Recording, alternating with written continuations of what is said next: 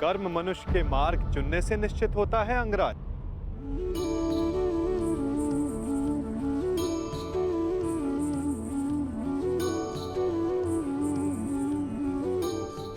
प्रश्न ये करना चाहिए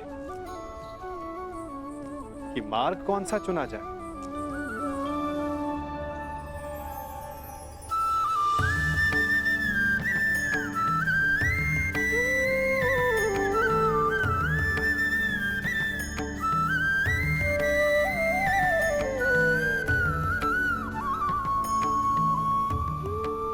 क्योंकि लक्ष्य उत्तम होने पर भी यदि मार्ग अनुचित हो तो लक्ष्य प्राप्ति असंभव है।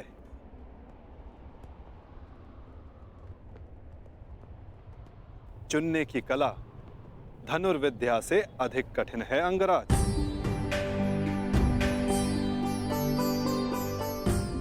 जैसे एक महान योद्धा उचित मार्ग नहीं चुनता तो अनुचित मार्ग उसे चुन लेता है और महान से सामान्य बना देता है।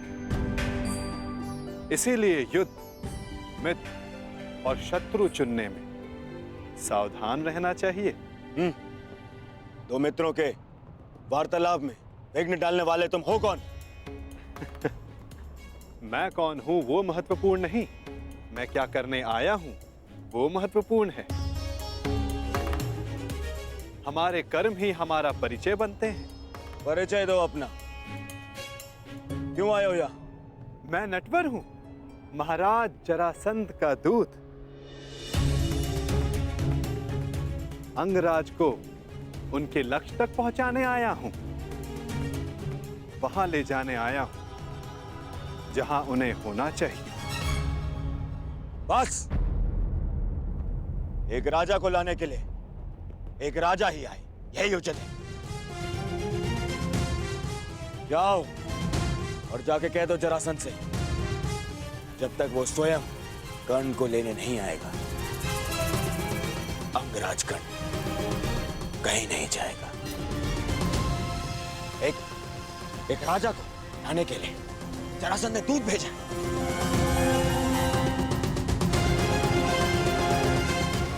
ये नियम के विरुद्ध है। नियमों के विषय में हस्तिनापुर के महान राजकुमार दुर्योधन ने एक बात कही है। क्या वो बात आपने नहीं सुनी? क्यों? क्या कहा है कुमार दुर्योधन? यही कि नियम वो बनाते हैं जो शासन करते हैं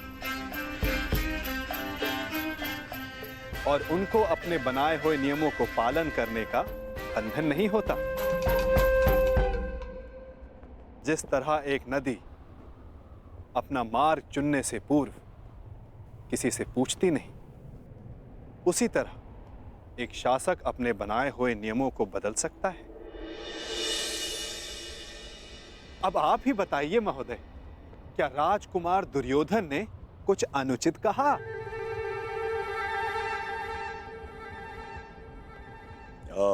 नहीं नहीं, कदापि नहीं।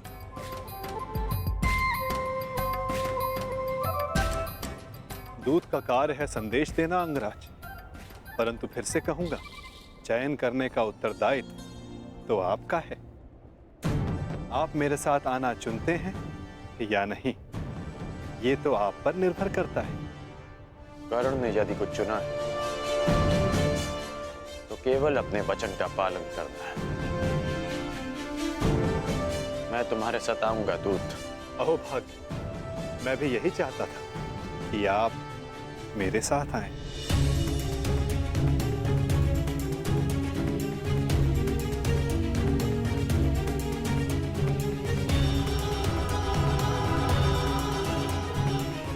जाओ मित्र, मुझे भी हस्तिनापुर जाना है एक आवश्यक कार्य के लिए। एक उक्ति आपके लिए भी है राजकुमार।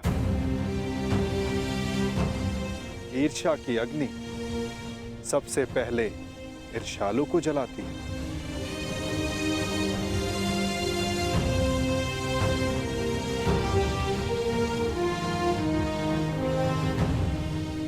क्या कहा तुमने? बस एक महान पुरुष की उक्ति स्मरण हो आई, सो कह दी। वैसे ये उक्ति राजकुमार दुर्योधन की नहीं है, पर हां, है उन्हीं के लिए।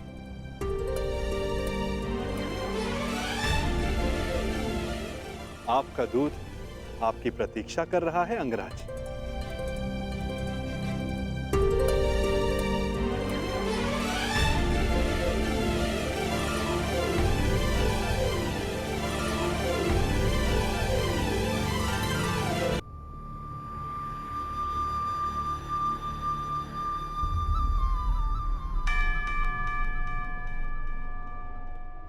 आपको लक्ष्य तक ले जाने का कर्तव्य मेरा है अंगराज, इसलिए रथ के अश्वों को किस दिशा में लेकर जाना है वो मेरे हाथों में। मैं अपना रथ स्वयं चलाना जानता हूं। जानता हूं, परंतु आज आपका सारथी बनने का अधिकार मेरा है। हां, अगली बार मैं ऐसा कर पाऊंगा या नहीं,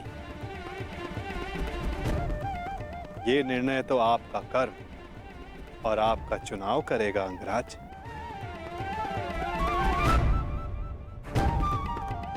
चलो नटवर, जरासंध मेरी प्रतीक्षा कर रहे होंगे। प्रतीक्षा केवल प्रारब्ध करता है अंगराज। कल को प्रारब्ध क्या रूप लेकर आए ये किसी को नहीं पता। कभी कभी हम किसी और लक्ष्य की कामना करते हैं और हमें कोई और लक्ष्य चुन लेता है।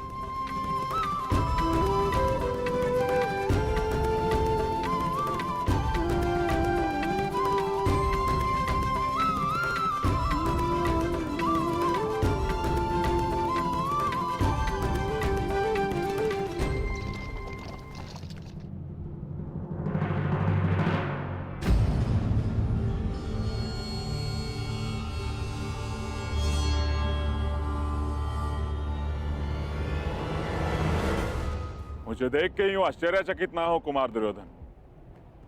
मैं यहां अंगराज को लेने आया।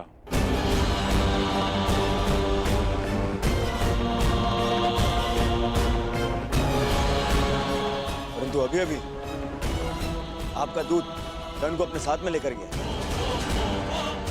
दूत? परंतु मैंने तो कोई दूत नहीं भेजा।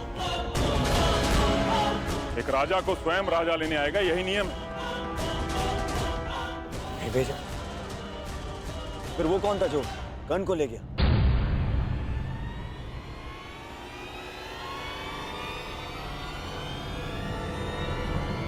समझ गया, वही छलिया, वही मायावी जो हर बार जरासंध की छाती पर एक और पराजय का घाव कर जाता है। कृष्ण, वासुदेव कृष्ण।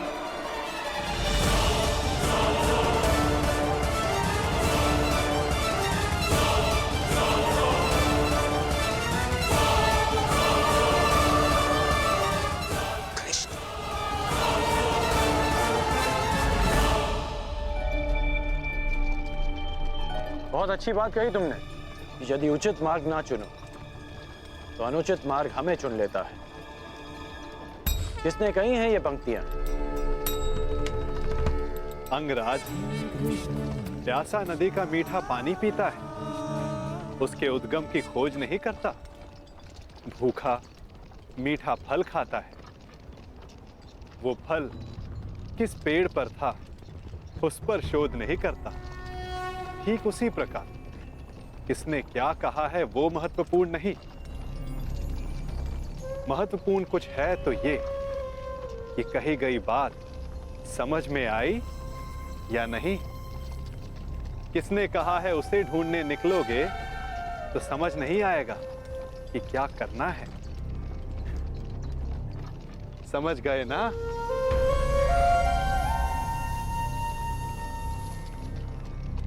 इतना अवश्य समझ गया कि तुम कोई भी बात सीधी तरीके से नहीं करते। दूत हूं, मार्गदर्शक हूं, और जीवन का मार्ग कभी सीधा नहीं चलता।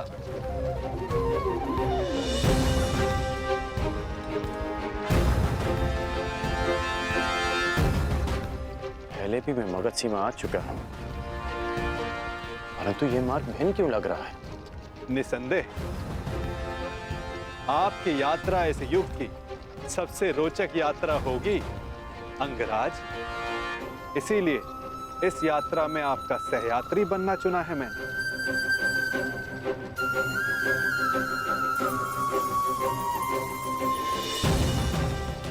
परंतु ये यात्रा अंत नहीं। इस यात्रा के पश्चात जीवन का नया मार्ग मिलेगा। अब देखना यह है अंगराज कि आप कौन सा मार्ग चुनते हो।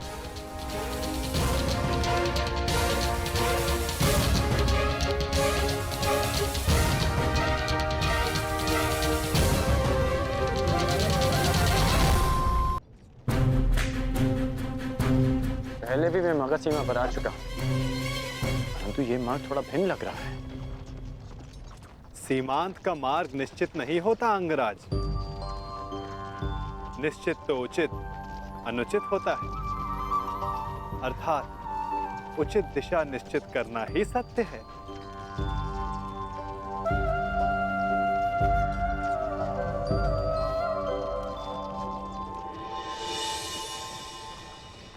मन की शुद्धि के लिए आवश्यक है कि उत्सुकता के वेग को रोका ना जाए। प्रश्न नहीं करोगे तो उत्तर कैसे पाओगे? तुम्हें कैसे पता कि मैं कुछ पूछना चाहता हूं? एक माता को कैसे पता होता है कि आज उसके बालक को क्या खाना है? एक ढाल को कैसे पता होता है कि तलवार किस ओर से आनी है? ये मन की भाषा है अंगराज। अपना मन सचेत हो तो दूसरे का मन पढ़ना कठिन नहीं। तो तुम मन की बातें भी पढ़ लेते हो? अवश्य, सारथी जो हूं, रथी का मार्ग प्रदर्शन करने के लिए उसका मन पढ़ने की कला एक सारथी को अवश्य आनी चाहिए।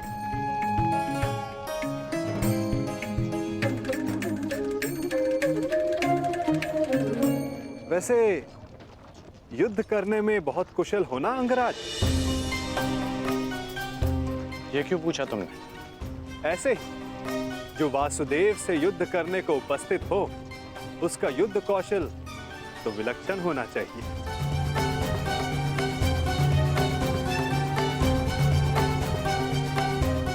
तुम्हें कैसे पता कि मैं वासुदेव से युद्ध करने जा रहा हूं? जरासंध ने बताया? नहीं। तो फिर किसने? आपको स्मरण नहीं अंगराज? मैंने अभी कहा था, अगर सारथी का मन सचेत हो तो योद्धा का मन पढ़ना कठिन नहीं।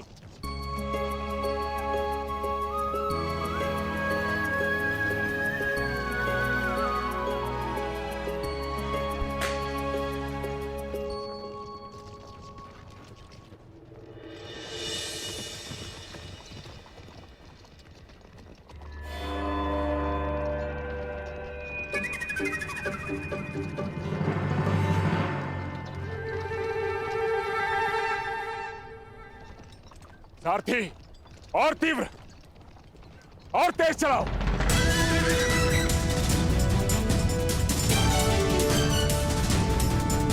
हो रहा, और तीव्र।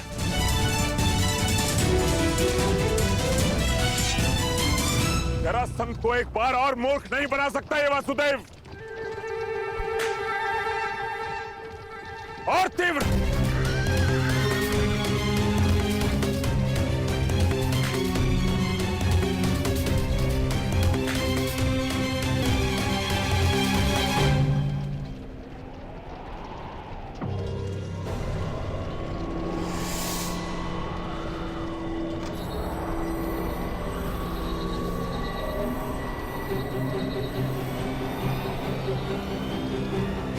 कहां गया ये छलिया?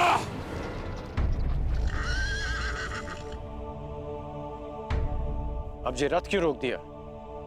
मेरा मन पढ़ने के लिए? मन पढ़ने के लिए नहीं, मार्ग पढ़ने के लिए। यदि लक्ष्य तक की यात्रा लंबी हो तो बीच बीच में रुककर मार्ग जांच लेना चाहिए। भाप लेना चाहिए कि कहां के लिए निकले थे, कहां तक पहुंचे हैं और कहां जा रहे हैं, और ये यात्रा आवश्यक है या नहीं।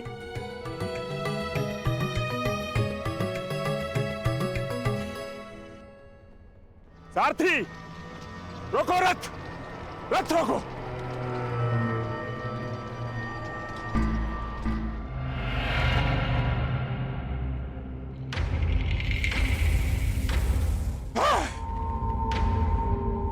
फिर से जरासंध की आंखों में धूल चौंक गया ये कृष्ण, परंतु ये जरासंध भी हार नहीं मानेगा। चलो सारथी।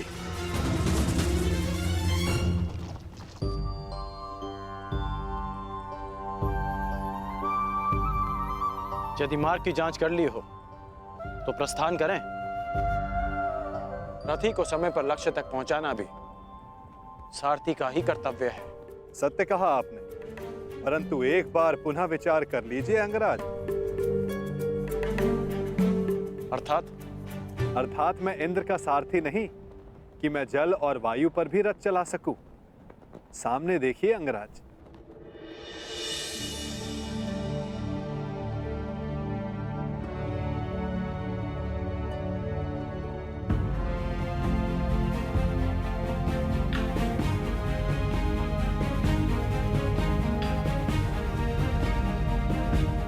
यहां नदी कैसे आ गई?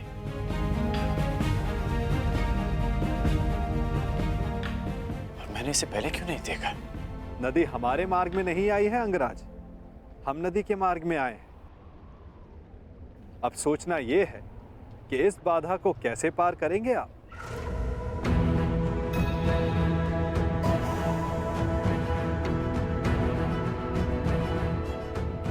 इस प्रश्न का मेरे पास क्या उत्तर हो सकता है? क्योंकि महारथी आप हैं, महान धनुधर हैं, दिव्य अस्त्रधारी हैं। सुना है आपके पास अग्निबाण भी है। क्यों ना एक अग्निबाण का संधान कर इस नदी को सुखा दें, ताकि हमें आगे बढ़ने का मार्ग मिल सके।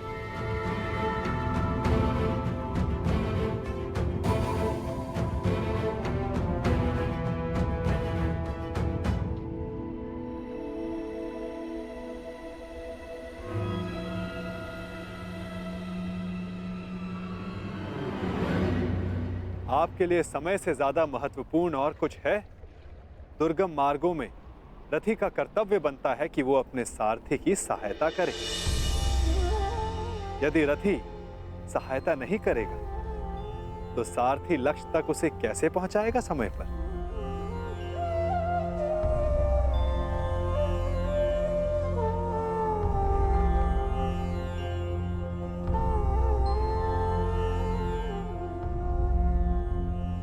यदि लक्ष्य तक की यात्रा लंबी हो तो बीच बीच में रुककर मार्ग जांच लेना चाहिए।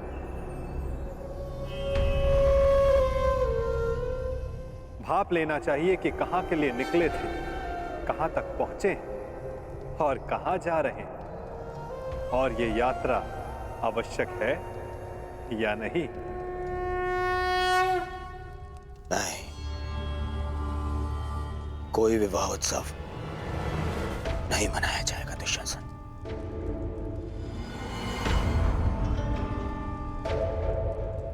दुर्योधन तब उत्सव मनाएगा जब उन पांडवों का अंत हो जाएगा। उत्तम दुर्योधन, उत्तम।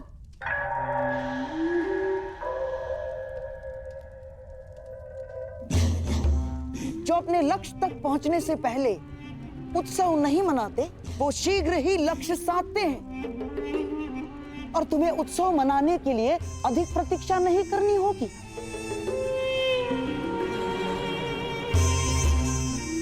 पुरोचन अधिकतम अगली पूर्णिमा तक लाक्षागृह का निर्माण कर ही देगा। तो बस तुम्हारे लक्ष्य प्राप्ति के लिए केवल 15 दिन शेष हैं। नहीं मामा श्री, नहीं, केवल केवल लक्ष्य ग्रह के निर्माण हो जाने से कुछ नहीं होता।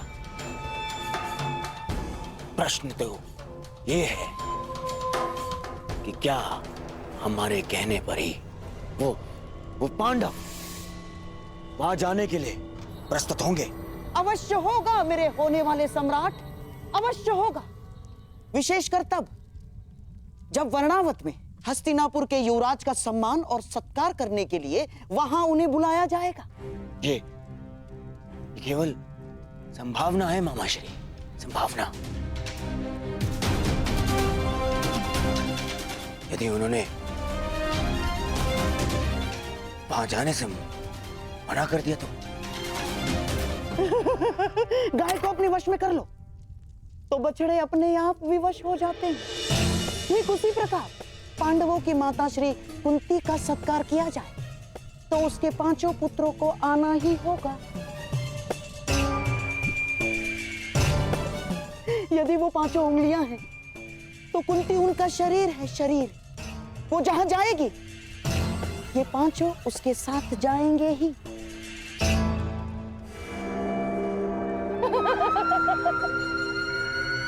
परंतु मामाश्री, वो लाक्षाग्रह है, तो क्या इसका अर्थ पांडवों के साथ साथ माता कुंती को भी? अति उत्तम दुशासन, अति उत्तम। तुम्हारे मन में अचानक से दया जाग गई। मैं तो बड़ा प्रसन्न हुआ अपने भांजे की मानवता से।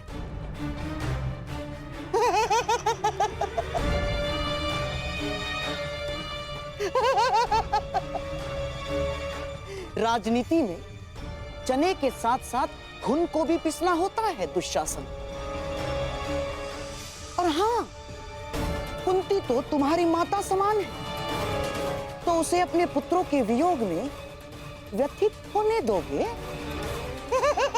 क्यों ना उसके पुत्रों के साथ ही उसके आने वाले कष्टों का भी समापन कर दिया जाए।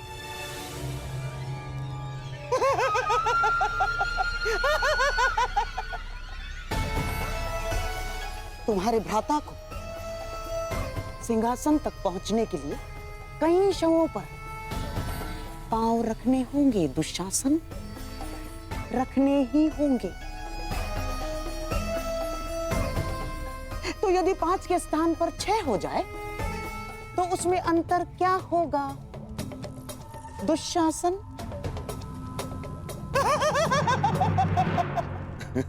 उचित उचित उचित कहा मामाश्री आपने।